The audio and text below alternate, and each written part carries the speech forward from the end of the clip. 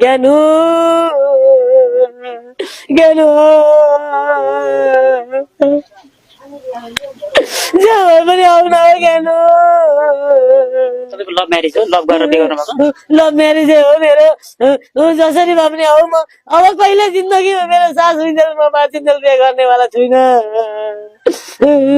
ज्ञानु तपाईँ त यो कान्छी श्रीमतीको लागि जेल पनि त बस्नु भएको छ नि त होइन म जेल बसेरै मलाई यतिसम्म माया छ मेरो बुढीको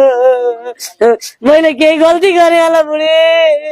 मलाई माफ दिएर भए पनि हजुरहरूले मानवको धर्मले पनि एकचोटि फिर्ता आइदिए भनिदिनु न हजुर 100 जनामा 50 जनाले नराम्रो भन्नुभयो भने पनि 50 जनाको कुरा खाएर भए पनि मेरो बुढी जसरी भए पनि आइदिनु न देश विदेशबाट सबैबाट मलाई सहयोग गरिदिनु न मलाई पैसाको सहयोग चाहिएन मेरो बुढी चाहियो र एउटा मोबाइल दिनुभयो भने हजुरहरूले म फिर्ता गर्नेछु मेरो बुढी भेटेको दिन म मिडियामा आएर पनि हजुर